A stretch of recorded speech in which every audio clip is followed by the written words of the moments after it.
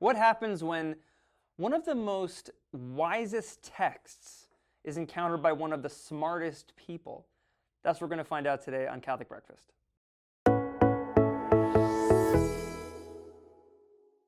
Book 12 of Augustine's Confessions is amazing because he's wrestling with the opening line of the Bible. You might say, what's the opening line of the Bible? I'm glad you asked. I'll tell you right now. In the beginning, God made heaven and earth, and the earth was invisible and formless, and darkness was over the abyss.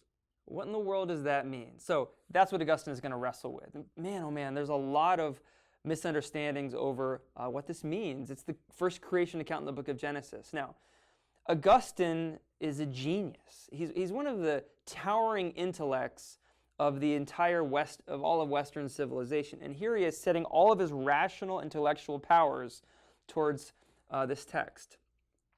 Let me fast forward to the very end of the chapter, actually, because the end of the chapter here of book 12 helps, I think, encourage you to stay with Augustine and like why this is worthwhile. Because I think a lot of people would say, oh, Augustine lived 1,600 years ago, and we've discovered science now, and so these old texts don't matter. It makes me think of Jordan Peterson, the wonderful professor from the University of Toronto, who, not being a particularly religious person himself, has been exploring in some of his YouTube videos the book of Genesis. And he says again and again and again, this is like crystallized wisdom, passed down through generations and generations, and it's the memorable stuff is kept.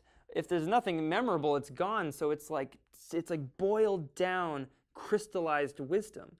Augustine sensed that, and this towering intellect realized how worthwhile it was to wrestle with these texts about creation itself. He says here in chapter 31 of book 12, he says, "Thus when one man says to me, Moses meant what I think, and another, not at all, he meant what I think, it seems to me the truly religious thing to say, why should he have not meant both?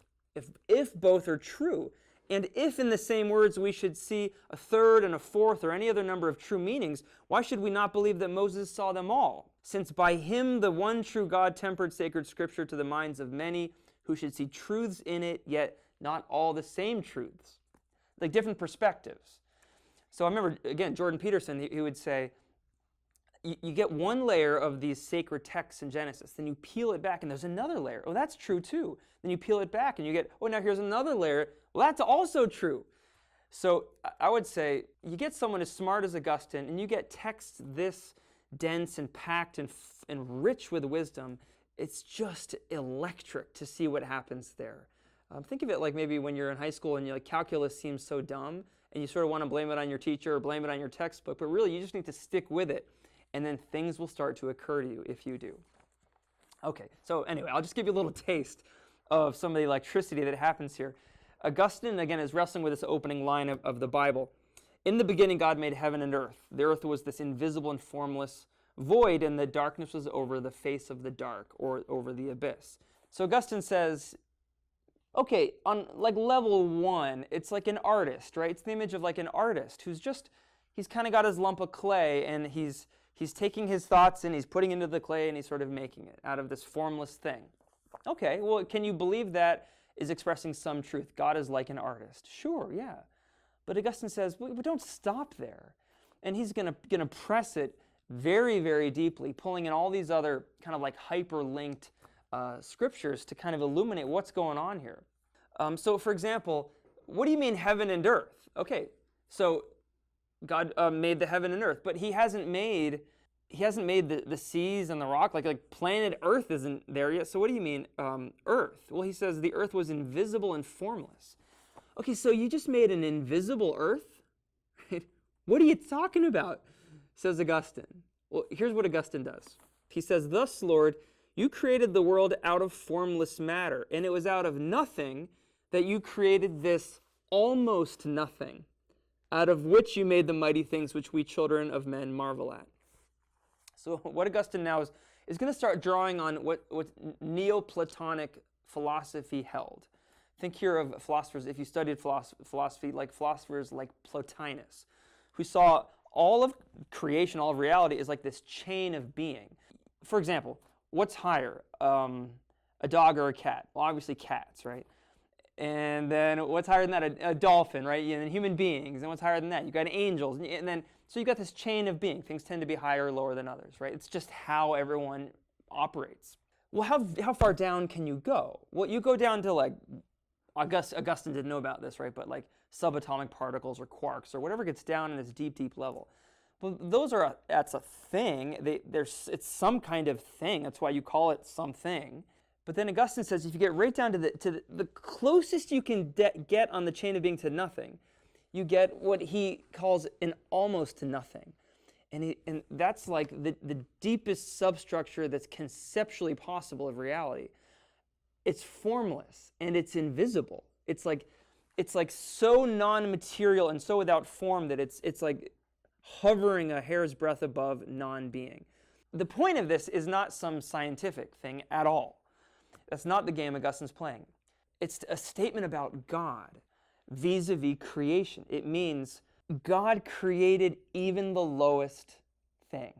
So that's why this is a much more sophisticated approach than saying God is like an artist who takes a formless lump of clay, then he makes it into, centipedes and giraffes. That's not what we're talking about. God creates the lowest conceptually possible thing, whatever that is, out of nothing. And then from that, he draws up the rest of creation from low to high, right? Beautiful.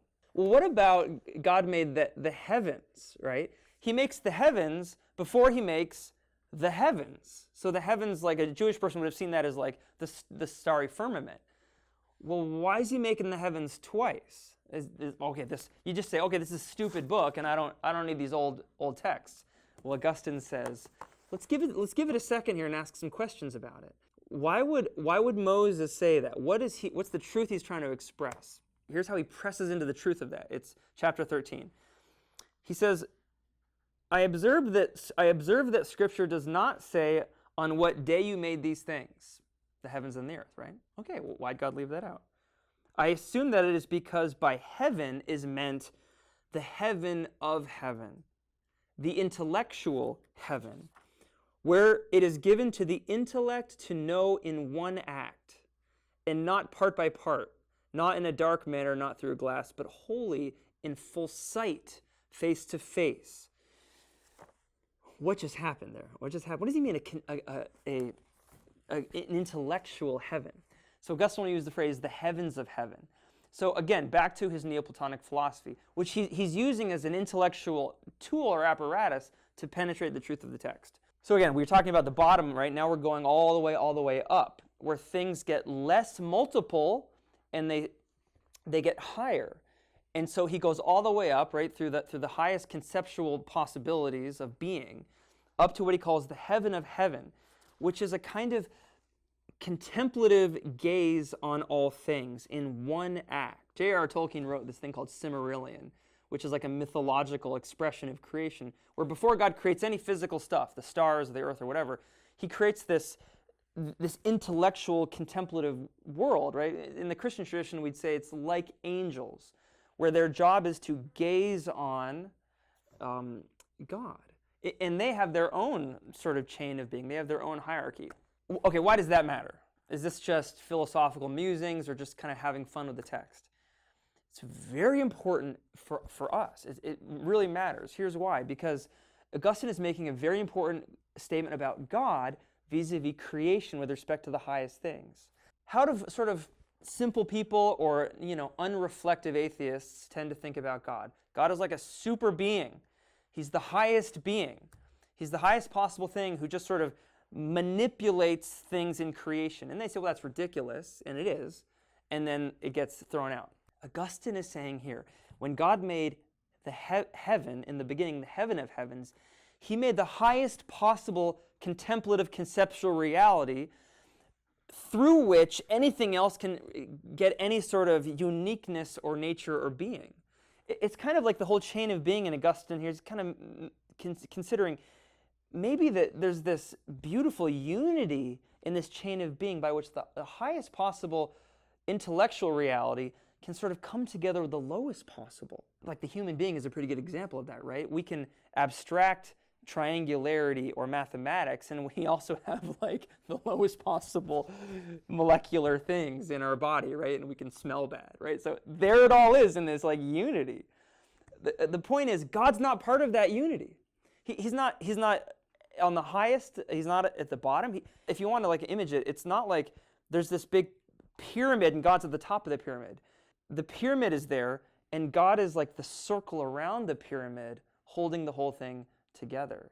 What that allows, I think, is not just cool insights into an ancient text, but a sense of the awesomeness of God as you look at all the differences in creation, but also the intimacy of God, that he cares about the lowest, the almost nothing, whatever the lowest part of creation is, the almost nothing, and he himself is not the highest heaven or the highest conceptual idea you can think of. He's infinitely beyond that because he himself creates it. So anyway, that's just my little take on Augustine's book 12, Heaven and Earth from Confessions. I'm sure I haven't done it justice. So if you've got the courage and you got the gumption, read book 12 of Augustine's Confessions, and I think you'll be inspired to not only spend more time with Augustine, but to spend more time with the amazing wisdom of the first chapter of the book of Genesis too.